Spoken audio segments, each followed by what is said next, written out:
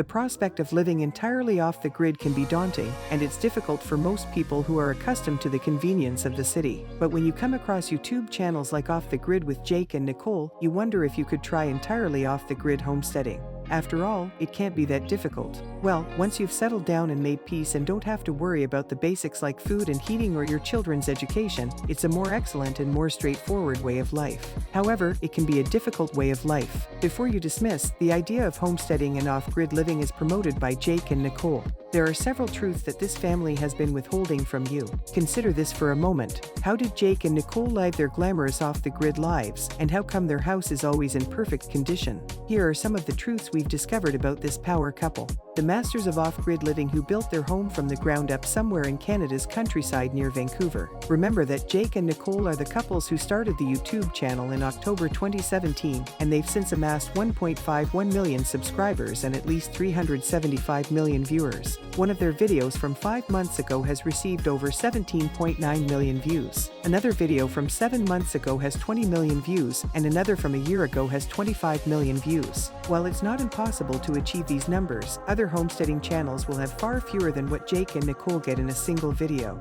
Based on the numbers from the most popular channels, you wouldn't be wrong to assume that this couple is doing something else that appears to bring in more views than usual. It has recently come to light that the couple is not only profiting from YouTube revenue, but that Nicolle also has a fan-only account that generates additional revenue. The adult content is thought to be a reason for their thumbnails changing from regular homesteading family content to Nicolle posing in a little more revealing and not so homestead-like outfits. There's also the issue of the dress code and more skin exposure, as well as the equality of their productions. Unlike other homesteading channels, including those whose creators have invested in high-quality equipment, Jake and Nicolle's content is of the highest caliber. It's of the same caliber as the content in scripted television shows. Their videos are explicit, which is to be expected from a channel about an off-the-grid family. This raises a few eyebrows. Can they create the content elsewhere, such as on trips, and then upload it over weeks? Concerns have also been raised about the length of their videos. They may have it all together and all the time in the world, but people living off the grid have little time to create such lengthy videos. When they have so much work to do, unless you have a production team that